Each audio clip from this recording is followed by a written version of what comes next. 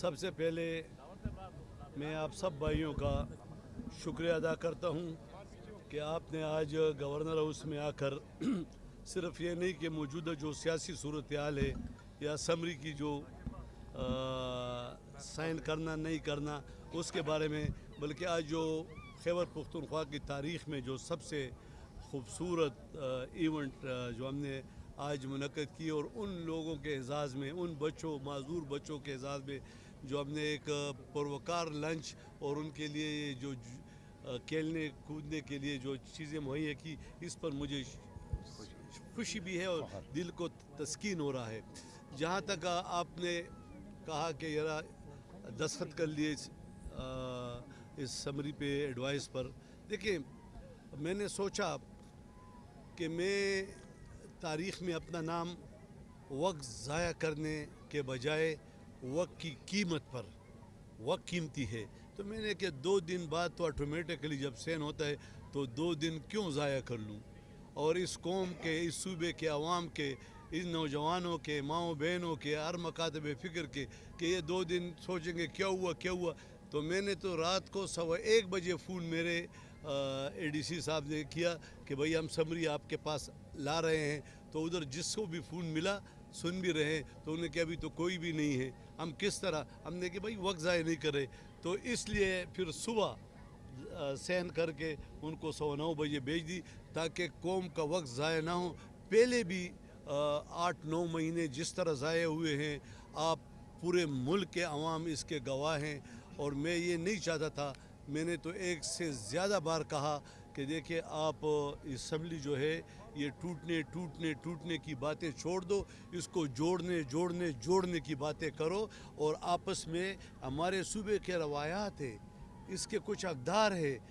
अगर कुछ असम्बली में अपोजिशन से नहीं मिलता, बड़ों से नहीं मिलता, उनसे हाथ मिलाने की कोशिश नहीं करता, इस मेरे अपने लान में हेलीकॉप्टर से उतर कर, ये 12 सेकंड का रास्ता है सामने, उधर एज़े वज़ीर आला हाँ नहीं सकता, तो अगर सूबे में इतनी नफ़रत फैलाएंगे तो उसके लिए तो मेरा ख़्याल इसके अलावा कोई चारा नहीं था। और ये कौम फैसला करेगी कि इस मुल्क को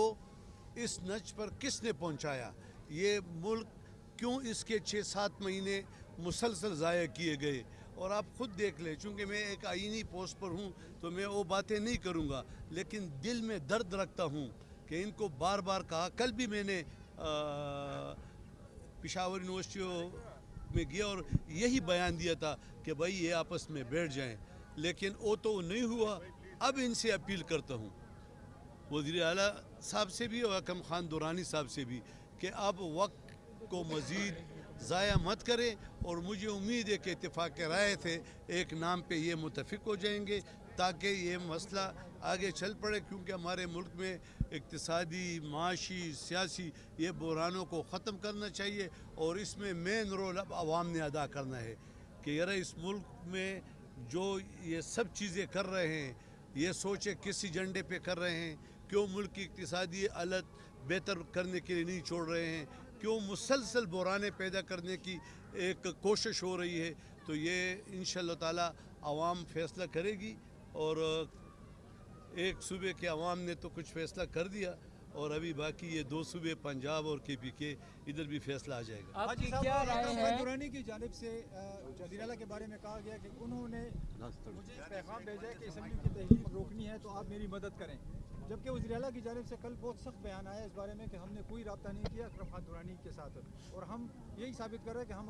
असम्बली मूव करें गवर्नर को। क्या करेंगे इस बारे में? ये तो दोनों से पूछे एक दूसरे से, मुझे क्या ही आपकी क्या राय है? जो असम्बली डिसॉल्व हो गई हैं, जो सीटें खाली हो गई हैं, जिनके इस्तीफे मंजूर हो गए हैं, सिर्फ उन्हीं पे इलेक्शन होने चाहिए, या आपके ख्याल में जनरल इलेक्शंस अब हो जाए? देखिए,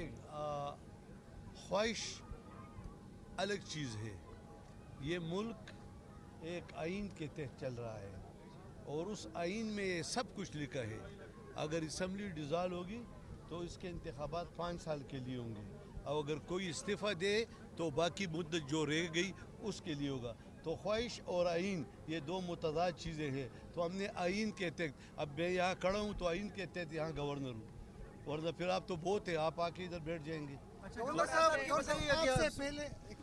आपसे पहले जब यहाँ